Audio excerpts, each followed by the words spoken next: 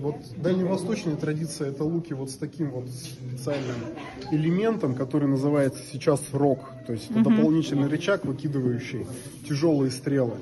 А вот традиция, скажем так, среднеазиатская, южноуральская, русская, турецкая, это больше вот такие вот луки. Там меняется немножечко центр тяжести и вынос рукояти. Но основная черта — это вот короткое плечо лука, заканчивающееся не рогом, а вот таким вот зацепом для тетивы. Да, то есть, и вот очень много, например, русские в 16-17 веке используют луков, но нет исторических свидетельств, где они делались. То есть, по всей видимости, у Московского царства, если были тогда лучные мастерские производства, то оно было очень маленькое. Вот, и как вот, собственно, оружеведы сейчас считают, основная масса луков завозилась из Турции и из Ногайской Орды. Тогда производство было, по всей видимости, неплохо налажено в этих регионах. И про лошадей, если можно. А про лошадей, в принципе, есть интересный очень факт, что в русской культуре лошадь называется часто конь. Конь — это на самом деле ногайская порода лошади. Маленькая, низкорослая и очень выносливая. То есть их завозилось в 16-17 веке настолько много, что просто эти два понятия совместились в голове. То есть они стали друг друга дублировать. То есть лошадь стали конем называть, и коня стали называть лошадью. А изначально это вот так. И завозилось огромное количество поголовий. Там просто по документам там просто десятки тысяч табуны гнали. Потому что в армии требовалось очень много, и основа армии была как раз именно поместная конница. Поэтому, и плюс был частый падеж, то есть тогда не существовало науки, ветеринаров, собственно говоря, врачей. Был частый падеж и постоянное восполнение от боевых потерь, постоянное пополнение от естественной убыли от болезней обеспечивал за счет во многом Ногайской Орды. Говорю, еще раз, не один раз мне эти документы попадались, это такой, собственно, исторический факт. Спасибо. Не Золотая Орда, не Ногайская Орда не вела политику уничтожения других народов и славянских народов. Наоборот, давая свою культуру, хозяйственную деятельность, военную деятельность. Лошади, кони были приучены предками нагайцев во всем мире. Во всем мире, да. В IV-V веке до нашей эры. Это приучили тюрки. Славянские народы до XI-XII века близко не подходили к коням. Они боялись. До последнего времени российская кавалерия села на ногайских коней. Царские воины научились сидеть на конях, рубиться на конях при помощи ногайских воинов, ногайских коней. При помощи ногайских коней они завоевали Прибалтику. И дальше бились с немецкими рыцарями. При Иване Грозном 2 полка было, которые в Ливонской войне участвовало. Адильгерей, Тоқтаргерей. 2 полка были. И Юнус Мурза, это сын этого Юсупа, погиб там. Там 2 полка были в Ливонской войне против немецких рыцарей. При Балтике. 30-летняя война. С русскими. Да. Совместно, да. До этого, до Ивана Грозного, битва на Чудском озере есть же. Александр Невский, родная бабушка была нагайка, кипчачка. Половчанка была, вот она. Имя не помните? Нет, не помню я. Там где-то есть. Вот. Он тесные связи имел с нагайцами. Нагайская конница, когда на лед пошли немецкие рыцари, нагайская конница, легкая конница их задавила. Кроме этого, нагайские полки одержали блестящую победу в Грюнвальдской битве. Это что за битва? Это в 1410 году. Это по 1410 году, когда немцы хотели завоевать Белоруссию, Смоленск и Русь вообще. Вот там нагайские полки решающую роль сыграли, конница нагайская кавалерия, в 1410 году. А тогда кто руководил этой битвой? Это какой период был? Это период... Начало Эдыга живой был? Представитель Эдыга там был? Начало 15 века. Начало 15. Эдыга живой был. Вот. Ну, там полки были, я не помню. Но в хронике, в истории конкретно написано. Жирмунского всего. У академии Жирмунский тоже написал. Эта битва была выиграна при помощи кипчакской конницы, ну, нагайской. Эта битва в Чудском озере была выиграна, это написал Гумилев. Статья, научная статья Клио. Мы наследники Золотой Орды, как тюрки. До него мы были здесь, на этой же территории.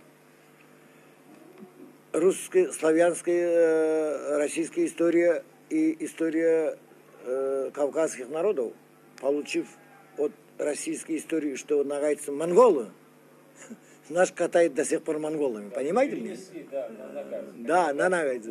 Во времена вот эти, которые я описываю, скифы, сарматы, ава, обры, хазары, булгары, кипчаки, найманы, когда пришли, мы очень интегрировались хозяйственно, культурно, военно-политически.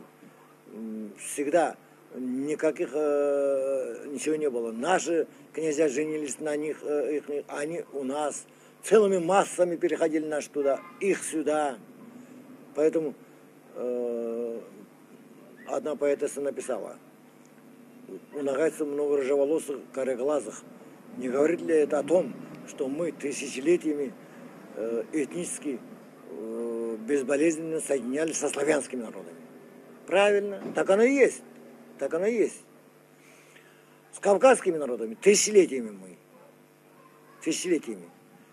Вот. Нагайская Орда, это орта, центр, орталық, центр, понимаете, нет? Двояко правильно центр у тюркского народа. Орда и орта. Вот. Центр. Центр. Просто центральный сарай. Дворец. Топонимы от Дуная и дальше, и до самого Алтая предки нагайцев. Все. Половина русских названий. Харьков, Киев. Все это чисто нагайские топонимы. Харьков это Харьков, многоснежные. Русские Голицын взял, один из предков галинцев взял его в 1605 году. Харьков кала. Харьков. Вы понимаете это? И вот про коней я говорил. Отсюда брали коней.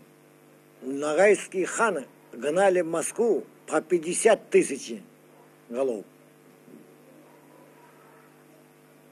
Где Симонов монастырь, там останавливались. Когда нагайская конница посольство шла, вся Москва знала. Топот, крик, шум, пыль на арбах. Останавливались там. Для княжеского двора отбирали лучше коней, потом другие среднего достатка, потом остальные продавали. Нагайская отдельная порода нагайских коней. Они отличаются от монгольского, выше монгольского. Сейчас она есть, эта порода? Порода от нас кабардинцы взяли они. Часть карачаевцев, теперь кабардинская порода называется. Вот. Там один историк пишет так: нагайские кони неладно сшиты, некрасиво, да? Очень выносливо. 1000 верст могут они скакать. Ахалтекинские стройные, тонконогие. Наши немножко шерсть есть, длиннохвостые. Немножко выше монгольского, намного выше, но он для сражения, для битвы. Пошире кости, Да, да.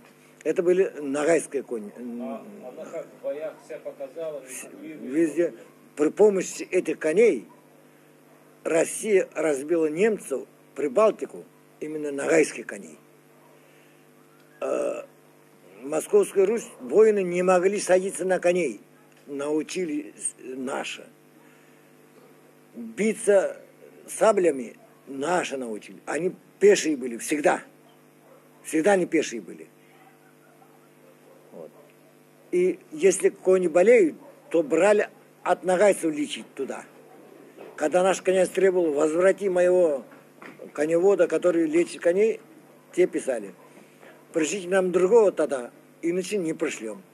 Потому что мы лечить коней не можем. То нос, то другой болеет же у коней. Только нагайцы В могли. хозяйстве у русских не было коней. Не было. И овец не было тоже.